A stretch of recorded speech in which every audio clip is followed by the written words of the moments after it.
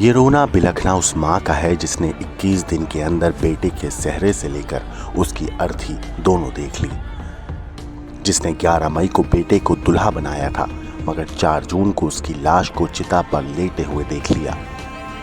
ये वो माँ है जिसने बेटे और बहू को नई जिंदगी की शुरुआत के लिए हनीमून पर शिलोंग भेजा था, लेकिन वहां से बेटा और बहू तो लौटे नहीं, लेकिन इस माँ के कलेजे के टुकड़े की लाश जरूर लौटी।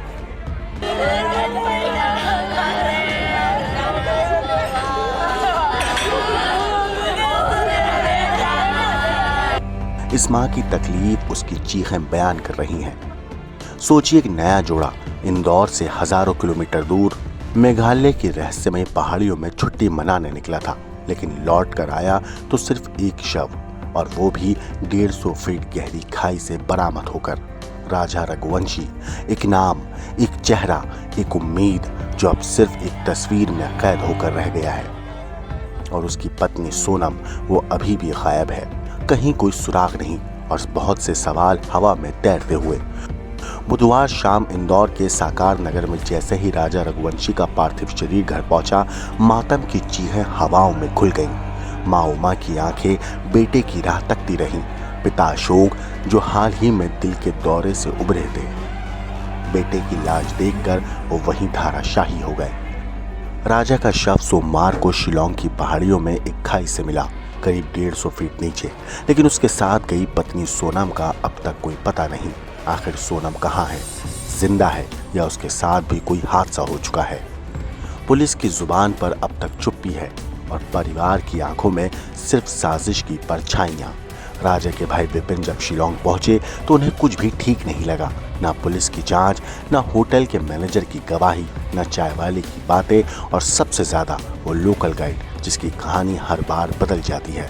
वो कहता है कि उसने राजा और सोनम को एक रास्ते पर छोड़ा, लेकिन आगे का रास्ता उन्हें खुद नहीं पता था। फिर वो गाइड उन्हें वहां क्यों छोड़कर चला गया?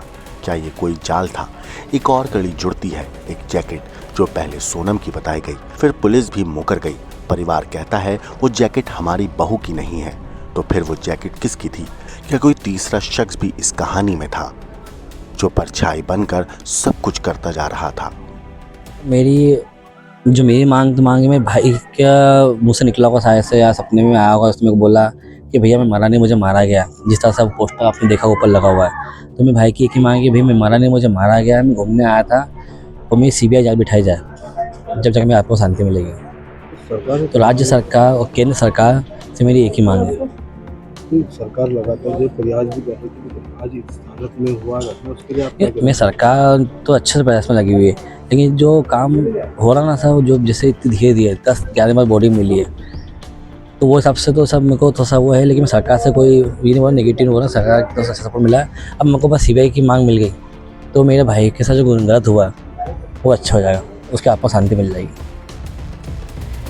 अब शिलोंग की पहाड़ियों में तलाश जारी है। सोनम का भाई गोविंद वहीं रुक गया है। हर झाड़ी, हर चट्टान, हर नदी किनारे पर उसकी नजरें बहन को खोज रही हैं।